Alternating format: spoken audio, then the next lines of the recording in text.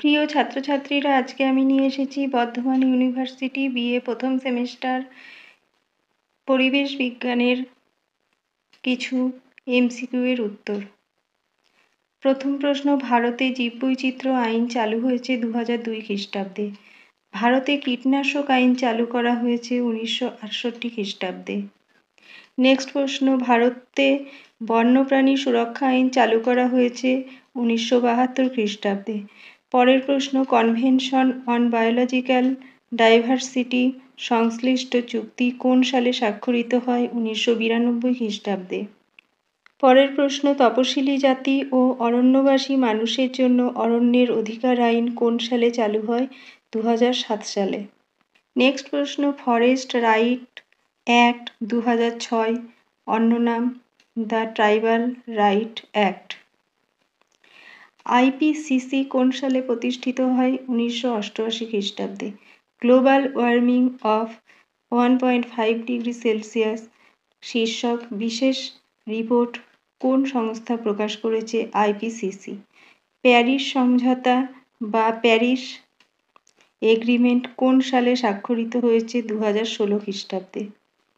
পরের প্রশ্ন, framework convention on climate change শীর্ষক সম্মেলন কোথায় কোন সালে অনুষ্ঠিত হয়েছে? রিওতে 1992 খ্রিস্টাব্দে। ভারতের অরণ্য সংরক্ষণ আইন কোন সালে সংশোধন করা হয়? 1988 খ্রিস্টাব্দে।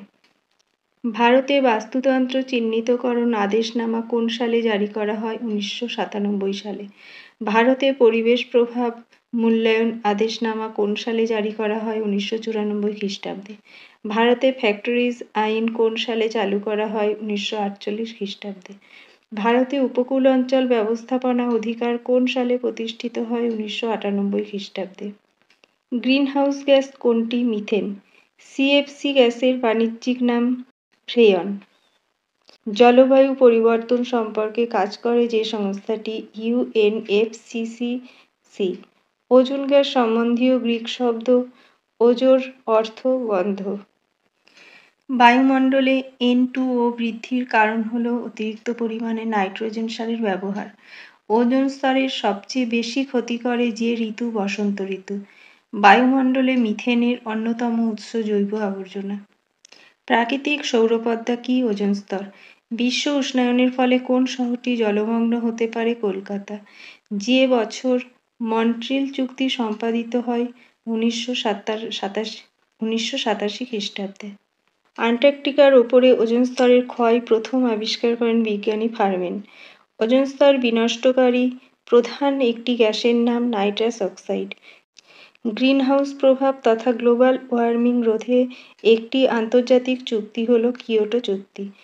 যে বছর কিয়োটো চুক্তি বলবৎ হয়? 2005 খ্রিস্টাব্দে। বায়ুমণ্ডলের কোন স্তরে গ্রিনহাউস প্রভাব সর্বাধিক? ট্রপোস্ফিয়ারে। জীবাশ্ম জ্বালানির অতিরিক্ত দহনের ফলে সমগ্র পার্থিব পরিবেশ যেভাবে প্রভাবিত হয় তা হল বিশ্ব উষ্ণায়ন। স্ট্র্যাটোস্ফিয়ার কিসের প্রভাবে ক্লোরিন কণাগুলি সক্রিয় হয়? সূর্যালোকের প্রভাবে। কোন কারণে দুর্যোগ ও বিপর্যয়ের ঘটনা বৃদ্ধি পায়? বিশ্ব উষ্ণায়নের কারণে। রেফ্রিজারেটর থেকে পরিবেশের পক্ষে ক্ষতিকর কোন গ্যাস নির্গত হয়? সিএফসি। ওজোন স্তর ক্ষয়কারী একটি গ্যাস হল ক্লোরিন। ওজোন গ্যাসের রং কোনটি? নীলাভ। ওজোন গ্যাসের গন্ধ আষ্টে। মন্ট্রিল চুক্তি কোন দেশে সম্পাদিত হয়? কানাডায়। ওজোন স্তর ক্ষয়ের ফলে মানুষের দেহে যে রোগ হতে পারে তা হল মেলানোমা। এরোপ্লেন থেকে নির্গত কোন রাসায়নিক ওজোন স্তরের ক্ষতি করে? Nitric oxide. ওজোন স্তর পৃথিবীতে যে রশ্মিকে আসতে বাধা দেয় তা হল অতিবেগুনি রশ্মি। কোন দেশে কিয়োটো চুক্তি সম্পাদিত হয়? জাপানে।